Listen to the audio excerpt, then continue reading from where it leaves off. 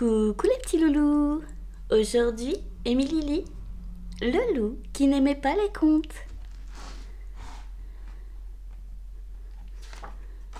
Le loup qui n'aimait pas les contes. Sirius est un loup qui n'aime pas les contes. Et pour un loup, ne pas aimer les contes, c'est vraiment incroyable. Et très compliqué aussi, car les loups apparaissent comme d'horribles grands méchants loups dans la plupart des contes. Sirius adore se faire de nouveaux amis. Ça tombe bien, un petit garçon gambade vers lui. En plus, il porte un panier d'où s'échappe un arôme délicieux. Mais le petit garçon a reconnu le loup et il est sûr qu'il veut le dévorer. Or, la seule chose que Sirius veut dévorer, c'est la galette qu'il transporte. Plus tard, Sirius rêve de devenir berger. En attendant, il veille sur les plus petits que lui. Tiens, des chevreaux tout seuls. Et s'il leur proposait de jouer avec eux le temps que leurs parents reviennent? À peine Sirius les rejoint-il que les chevreaux sont pris de panique. « Au secours! Le grand méchant loup est là !»« Mais non !» s'offusque Sirius. « C'est seulement dans les contes !»« Pourquoi personne ne l'écoute ?» Chaque mois, Sirius part en excursion dans les montagnes. Escalader les rochers est son sport favori. « Oh, une chevrette mignonnette! Bonjour, demoiselle! »« Va-t'en, vilain loup !» s'écrie aussitôt le fermier qui l'accompagne. « Tu ne mangeras pas ma blanquette !» Encore un qui a lu trop de contes. Qu'est-ce que Sirius sait faire le mieux? Creuser des tanières, bien sûr. Surtout, il est super vaillant et courageux. Pas comme certains. Ah, enfin un voisin qui prend soin de sa maison. Soudain, une terrible tempête éclate. Vite, tous aux abris.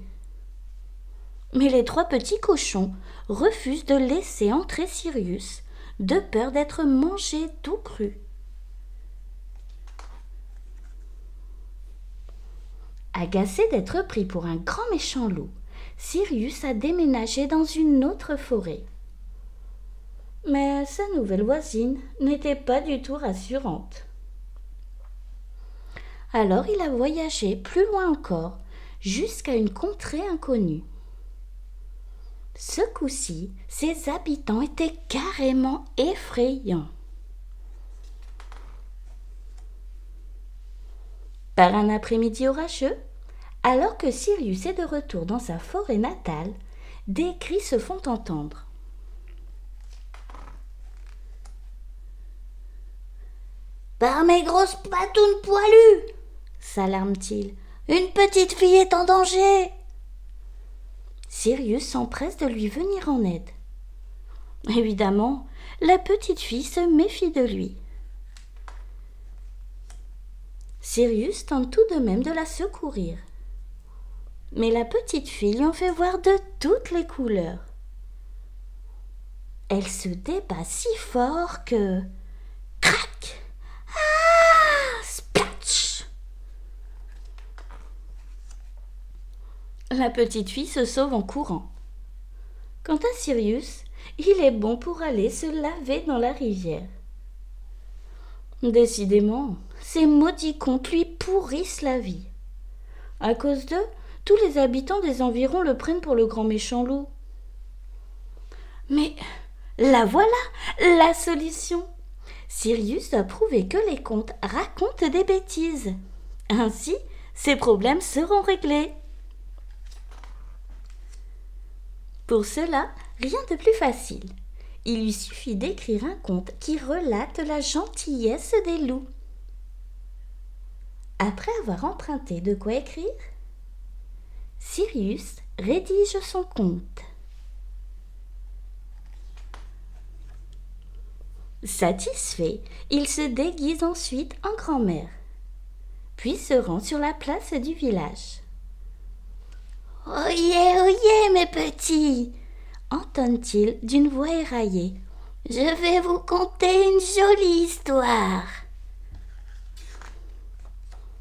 Il était une fois une famille de loups qui vivait paisiblement dans la forêt.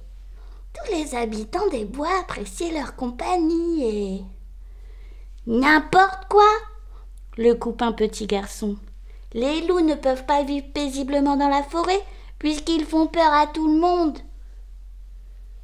C'est vrai !» renchérit l'un des porcelets. « En plus, ils dévorent les petits cochons et les chevreaux. Et à la pleine lune, ils se transforment en loups-garous. » « Qu'est-ce que c'est que ces sornettes ?» s'agace Sirius. Et, pour prouver que les loups-garous n'existent pas, il retire son déguisement, puis se lève face à la lune. Aussitôt, c'est la panique. « Ce n'est pas une grand-mère, c'est un loup !» hurle la foule. Raté. Le lendemain, Sirius a une autre idée. Quoi de mieux qu'une bonne fricassée de cèpe pour nouer des liens d'amitié ?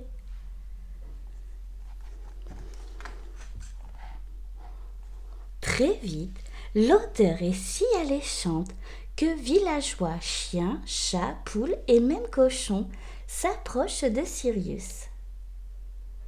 Manque de chance, Sirius ne regarde pas ce qu'il cueille. « C'est une ruse !» s'écrie aussitôt un villageois. « Le loup compte nous empoisonner pour mieux nous dévorer !» Encore raté.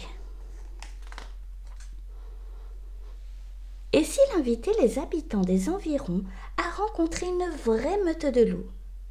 Ainsi, ils verraient bien qu'ils ne sont pas les grands méchants loups décrits dans les contes. Peu rassurés, les villageois sont prêts à prendre leurs jambes à leur cou. Quand une boule de poils aussi mignonne que douce apparaît.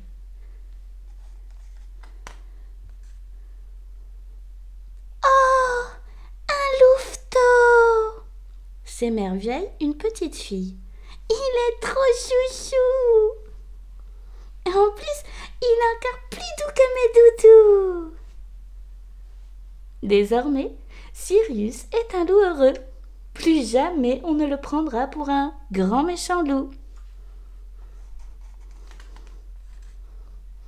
Enfin presque. Qui a peur du grand méchant loup? C'est pas nous, c'est pas nous. Si tu as aimé mon histoire, abonne-toi. Et si t'es abonné, n'oublie pas de liker.